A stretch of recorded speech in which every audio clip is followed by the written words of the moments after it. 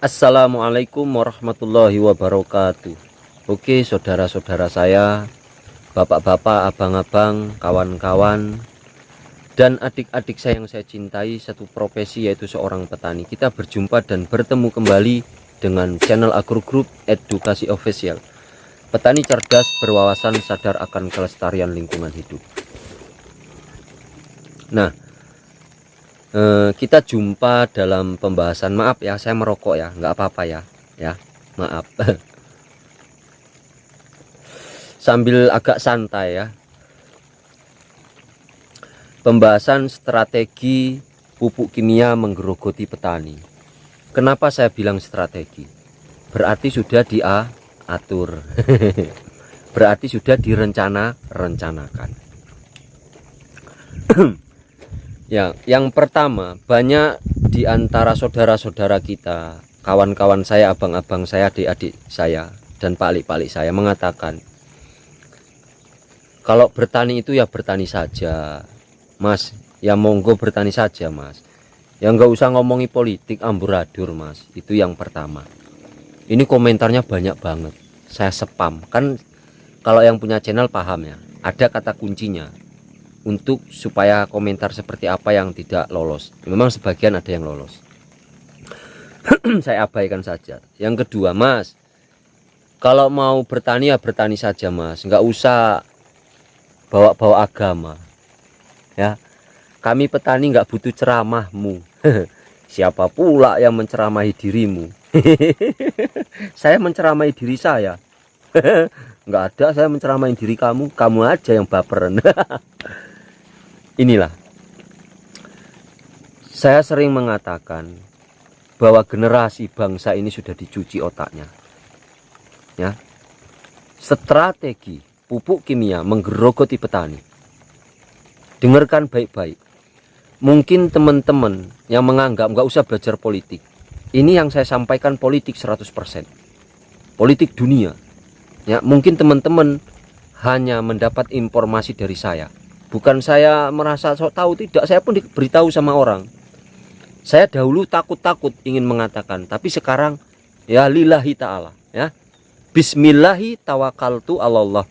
Jikalau kita mati, sekarang juga mati, nanti juga mati. Lebih baik mati berkalang tanah daripada hidup bercermin bangkai. Hehehe.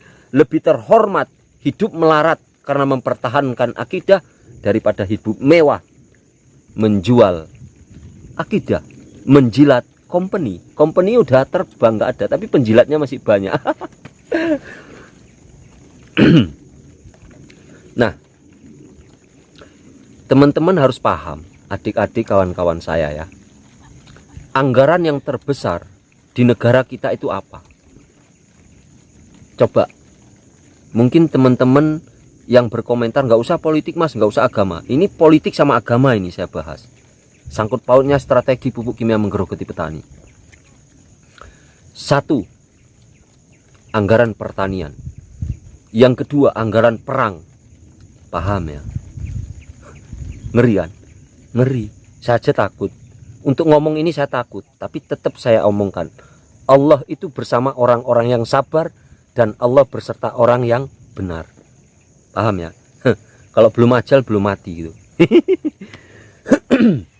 Toh nanti kita semua mati. Ya. Ngeri bukan? Pertama, anggaran yang terbesar adalah pertanian. Yang kedua adalah anggaran perang. Dua ini bersangkutan dengan strategi pupuk kimia menggerogoti petani. Kenapa? Karena jikalau negara makmur pangannya, bisa menjadi swasembada pangan, bisa mengekspor kebutuhan pokok, kebutuhan pangan ke seluruh wilayah negara dunia, negara itu akan jaya.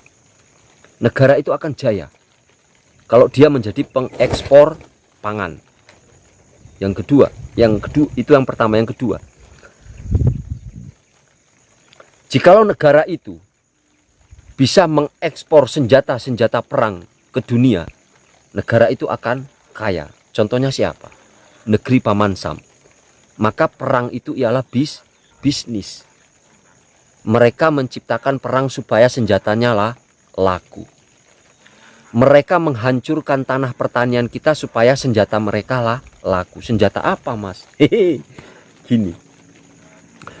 Tahun 1996 saya sudah mendapat informasi tentang pupuk nitrogen urea. Kandungan nitrogen itu 46% dalam pupuk urea. Dan sisanya itu apa? Waktu itu tahun 96 itu berkata begini, 52% dari kandungan nitrogen itu ialah bahan kimia yang digunakan untuk bom nuklir dan bom atom. Ngeri bukan? Ngeri. Nah, 52% kandungan dalam pupuk urea itu adalah senjata kimia. Nah, apa sangkut pautnya dengan anggaran militer dan anggaran pertanian? Jikalau negara aman, maka rakyat akan damai, tenang, mudah mencari makan, petani akan makmur segalanya. Tapi jikalau negara kacau, rakyat susah mencari makan. Ya. Dan jikalau melakukan penjajahan dengan militer, Indonesia dijajah oleh company. Ya, penjilat company mungkin nonton video ini. Itu yang diambil apa? Rempah-rempah, pangannya. Paham ya? Pangannya. Tapi mereka jikalau ingin menjajah Indonesia dengan militer lagi, mereka kalah. Dengan bambu runcing aja kalah, apalagi senjata Indonesia sekarang sudah banyak senjata canggih. Kalah mereka. Lillahi ta'ala, kalah. Karena Indonesia adalah poros dunia yang disembunyikan. Ya. Maka mereka merubah strategi. Bahan aktif yang digunakan untuk senjata perang itu, kita jajah negara itu. Maka dijajahlah dengan strategi pupuk kimia. Seluruh pertanian di dunia hancur. Ya.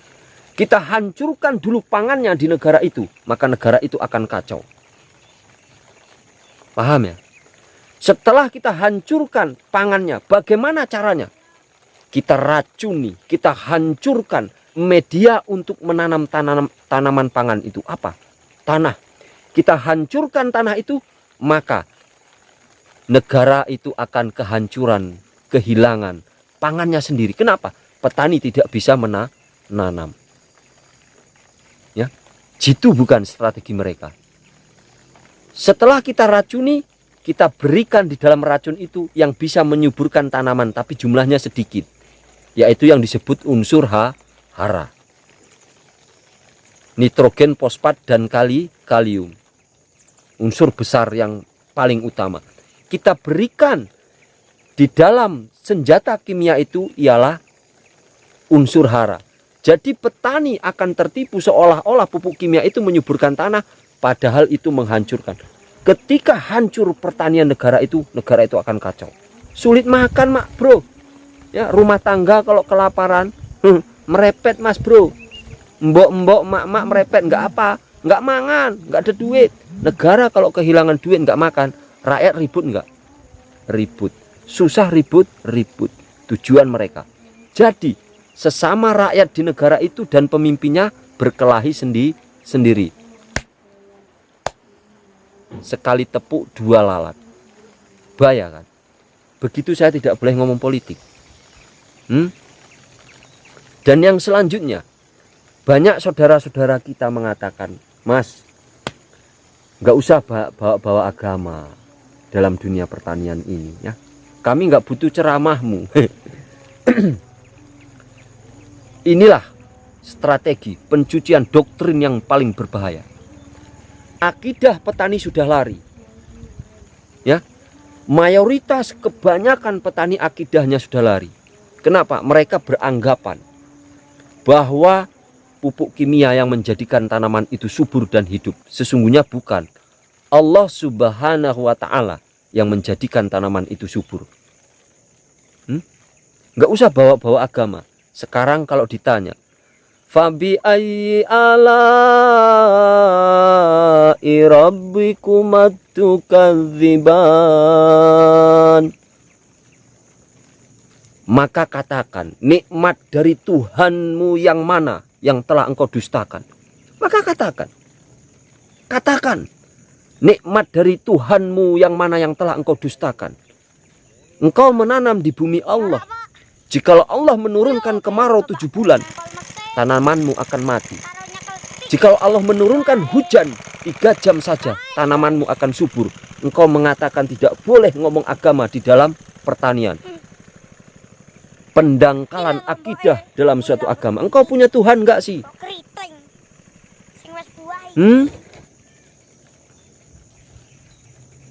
Gitu bukan? Setelah tanah kita dihancurkan, di dalam racun itu diberikan unsur hara seolah-olah bagus, lalu ditanamkan akidah, ditanamkan keimanan yang paling dalam merasuk sampai ke tulang sumsum, bahwa hanya pupuk kimia dan obat-obatan kimia yang menjadikan tanaman kita berhasil. Lari akidah semua para petani. Saya nggak boleh ngomong agama. Dan yang selanjutnya, setelah itu banyak beredar obat-obat hama. Kenapa mereka membuat obat hama? Orang hama nggak apa-apa kok dibuat obat. Hama nggak merusuhi apa-apa kok dibuat obat. Strategi yang kedua, ya, mereka ciptakan, mereka suntikan Bemisia tabaci. Di dalam Bemisia tabaci itu, kutu kebul itu diberikan virus. Dulu kutu kebul tidak membuat keriting. Saya dari kecil sudah ikut bertani. Dari tahun 87 saya sudah ingat. Ya, saya 79 lahir. 87 saya ikut bertani. Kutu kebul banyak luar biasa, tapi tidak ada menyebabkan keriting. Di akhir-akhir mulai masuk tahun 90-an, di situ mereka bergerak. Kan sudah saya sampaikan. Strategi yang kedua, teman-teman harus berpikir, kenapa insek bisa ada di toko? Oh, karena ada hama, Mas. Ya, hama dari zaman dulu purbakala ada. Orang manusia yang pertama di muka bumi yang diturunkan oleh Allah seorang petani, Nabi Adam dan Ibu Siti Hawa. Mereka bertani gandum dan menciptakan roti. Al-Quran itu lengkap. Ya. Tapi generasi muda lebih percaya kepada buku ciptaan mereka daripada kitab suci yang diturunkan oleh ruh yang suci, yang dibawa oleh ruh suci Jibril. Nggak percaya. Pembodohan doktrin di dalam pupuk kimia, pembodohan pendangkalan akidah di dalam dunia pertanian. Jitu bukan? Jitu. Mereka menghancurkan menggunakan senjata kimia yang dipakai dalam perang dunia kedua dan dunia pertama, meracuni tanah kita. Lihat hamparan mulsa ini. Kita beranggapan ini hasilnya banyak dan kenyataannya meningkat, tapi bukan, salah. Berapa biaya yang sudah dihabiskan untuk mulsa pupuk sebegini ini? Lihatlah. Hamparan lahan. Hasil kita memang meningkat, tapi pengeluaran kita lebih meningkat. Pupuk mereka naikkan, obat-obatan mereka naikkan, yang sudah lama didoktrin bahwa pupuk dan obat yang bisa menyelamatkan pertanian kita. Padahal Allah yang menyelamatkan. Jelas? Paham ya? Nah, setelah itu, setelah mereka melakukan senjata, menggunakan senjata kimia dalam pertanian yang disuntikkan di dalam pupuk, dan pupuk itu diberikan unsur, mereka bergerak lebih lanjut. Apa? Ilmu pertanian dibuat salah, diajarkan dari sekolah-sekolah sampai kepada universitas perguruan tinggi. Salah. Salah. Wah, sok pinter sampean, Mas. Ya, buktikan saja. Pakai saja yang diajarkan insinyur-insinyur dalam PPL pertanian, dalam dinas-dinas pertanian. Terapkan yang mereka terapkan, yang diajarkan. Coba. Bukti sekarang kita yang merasakan, mas-mas saya, adik-adik saya, ya. Bahkan para generasi muda, kawan-kawan saudara-saudara saya yang ada di ujung sana, mengatakan pertanian Israel itu hebat. Israel itu nomor 1 pertaniannya di dunia. Mereka ini sesungguhnya terlahir dari Ibu Pertiwi. Mereka anak bangsa Indonesia. Mereka mungkin kakek dan neneknya dahulu adalah pahlawan kemerdekaan negara NKRI ini. Tapi mereka menghina bangsanya sendiri. Mereka puji-puji Israel, Yahudi. Namun Yahudi itu ialah seorang penipu, pengkhianat. Dia menjiplak kitab Ibnu Al-Awam. Kitabnya disembunyikan. Benar apa yang dikatakan oleh Ibnu Al-Awam. Tahap yang paling utama dalam melakukan di dalam dunia pertanian ialah rahasia yang diberikan oleh Allah di dalam tanah itu. Apa? Mikroba, bakteri. Tidak ada yang bakteri merugikan dan tidak ada bakteri yang menguntungkan.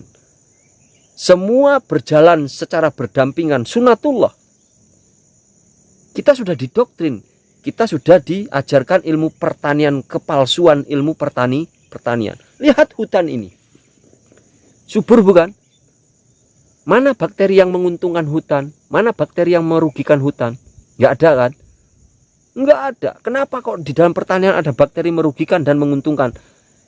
Bisanya ada bakteri merugikan dan menguntungkan, itu kata yang salah. Kata yang benar. Karena bakteri itu kekurangan makan. Saya ulangi, bakteri itu kekurangan makan. Akibat pupuk kimia, tanah kita racuni, maka dari bakteri-bakteri yang diberikan itu tadi, yang bakteri A dan bakteri B, dan bakteri A memakan makanan bakteri B, maka terjadilah kekurangan pangan kepada bakteri bakteri B. Ya, yang bakteri A memakan makanan bakteri B, dan bakteri B ini tidak rakus. Akibat kekurangan makan diserobot oleh bakteri A, bakteri B jadi jahat. Ya sama juga, dulu manusia baik, alim, tobat, disakiti, dihina, direndahkan, disakiti, dihina di tengah-tengah masyarakat. Dia jadi jahat, belajar santet, ya, jadi begal, jadi bajing loncat. Akidah, cerdik bukan mereka, cerdik. Strategi pupuk kimia menggerogoti petani. Dan ini berjalan terus. Maka saya mengajak pada teman-teman, ya, ayo kita berubah kepada organik. Saya 2017 2018 masih menggunakan pupuk 65 kg per 1000 batang. Tapi sekarang saya tinggal 32 kg. Tahun kemarin 36 per 1000 batang. Sekarang 32 kg. Saya akan turunkan pupuk kimia hingga paling banyak 25 kg per 1000 batang. Tanah kita tetap aman. Harus kuncinya kompos seperti yang saya videokan contohnya, ya. Seperti itu nanti berjalan. Nah, saya mohon dukungan kepada channel ini, ya. Teman-teman akan mendapatkan pengalaman-pengalaman, ya, jiwa nasionalisme. Ayo gabung bersama grup yang saya buat. 1 juta petani. Kita adalah pahlawan pangan di negeri ini, ya. Jangan mau diadu domba dengan pemimpin, ya. Paham ya? Paham. Nanti video ini supaya menyangkut, ada video lanjutannya dalam strategi. Sampai jumpa. Mohon maaf atas segala kekurangan. Terima kasih atas segala perhatian. Saya akhiri. Wabillahi taufiq wal hidayah. Assalamualaikum warahmatullahi wabarakatuh.